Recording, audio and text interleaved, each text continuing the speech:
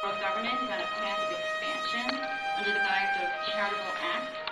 And by being here tonight, you are empowering yourselves and our country to regain our founding fathers' vision of a true republic.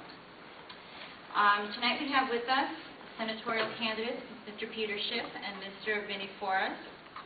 We'll start the evening off with some commentary from each of our candidates as an introduction, and then we'll move into forum questions, followed by questions from the audience. Testing. Okay. I was not born in Connecticut, but I know people who were. And but I did stay at a Holiday Inn Express 2 weeks ago, so I hope that helps. I remember that. So I always like to start off with my normal politically incorrect statement because I'm filled with those. I like to always thank God for the opportunity to be here, and I know that's a very radical statement. And thank you very much for giving us this forum, and to all of you to show up who still care about liberty in our beautiful nation here. And also, if there are any veterans here tonight, I'd just please raise your hand if anyone would like to give you a round of applause. Being the father of a serving U.S. Marine and knowing that you guys, your sacrifice and that of your families are the main reason we're actually here tonight. And it's those sacrifices that allow us to make either great choices or historically idiotic, stupid choices. Who's going to represent us? And we've been pretty consistently stupid in this state, I'll tell you that, who represents us and who's the president and that administration. But I'll give you just a really quick background. First, I'm running because I believe that America is in an absolute crisis and an emergency. America needs CPR, Citizen Patriot Response. That's why we are here. That's why we, the people, have decided enough is enough.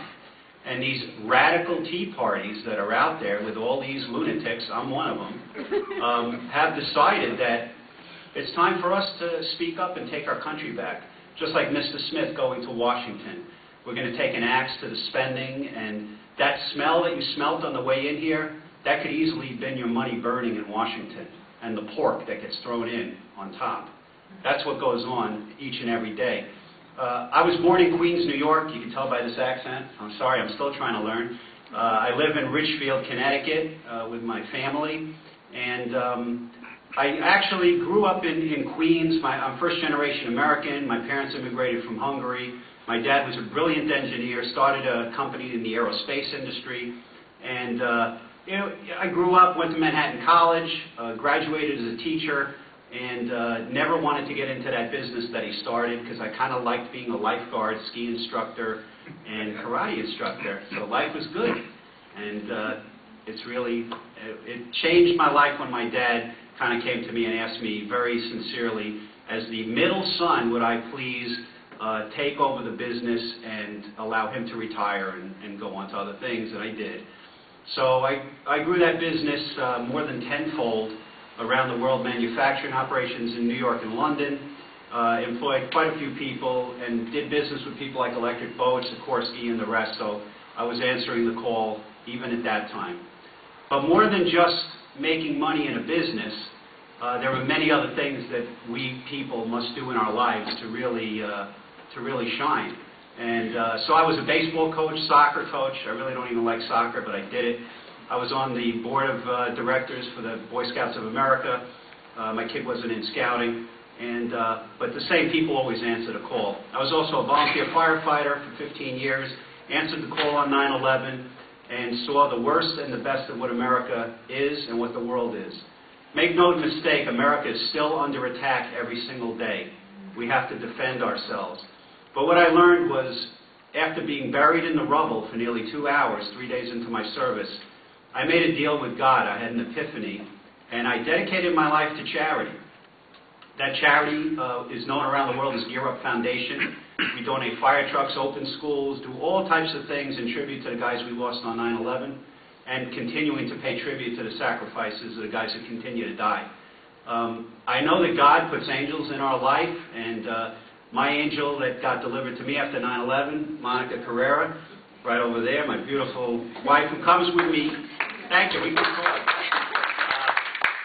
She comes with me everywhere on the campaign trail because just like Gear Up Foundation, we decided to dedicate our lives to not only helping others, but to do it all together.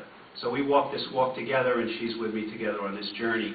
Why am I answering the call this time? Because I believe that we are in peril, and it's going to take somebody from outside the system, a non-political guy who has been corrupted, to answer this call. That's why we're here today, to help you decide who best will represent you. When you put your hand on your heart and you decide who is going to represent you instead of misrepresent you in Washington, I hope that we can answer those questions today. So we'll look forward to any of the questions you may have. You said that the need for bipartisan compromise and the influence of lobbyist culture corrupts even the most honest soul once they step foot in D.C. How will you maintain your resolve to discern the difference between political necessity and unacceptable legislation? I honestly believe as a people we have allowed ourselves to be morally, spiritually, and financially corrupted by a system that goes back probably more than 30 years.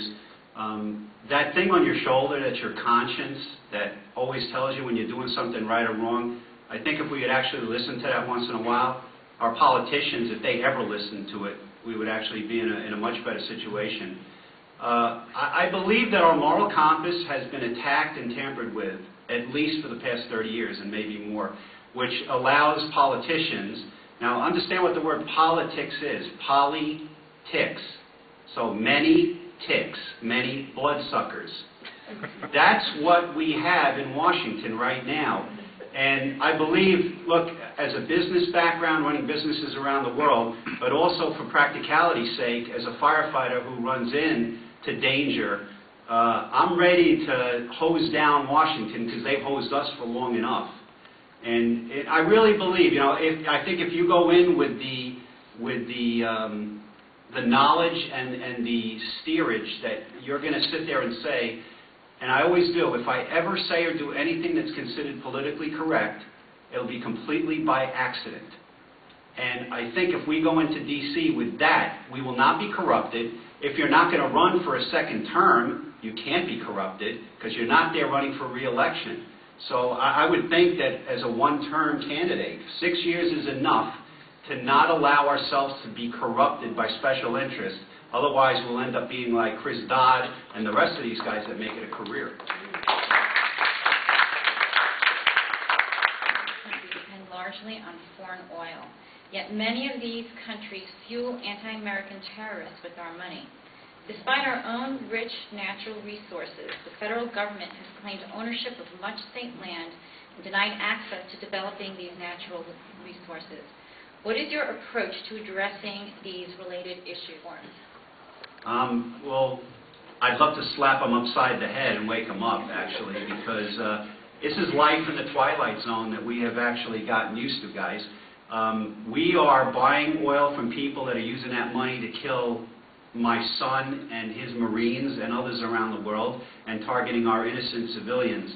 So in what world are we that we decide not to use our own natural resources, which we have more than enough, both domestically, off our shores, all around this nation, and whether or not we're using our own oil, natural gas, coal, and then let's remember nuclear power, electric boat submarines at any given point has several nuclear subs, each with a nuclear reactor power plant, capable of actually providing power for an entire city. So it's safe, and we have the technology here domestically and in Connecticut, not only to lower our, well, we're first in one thing, the highest electric rates in the nation, continental United States, so we should share that one, but we should actually strive to export that technology to people around the world so we can take our infrastructure as a great manufacturing base for military and turn it into producing power so we don't have to spend another dollar with people that are actually looking to kill us with every one of our dollars.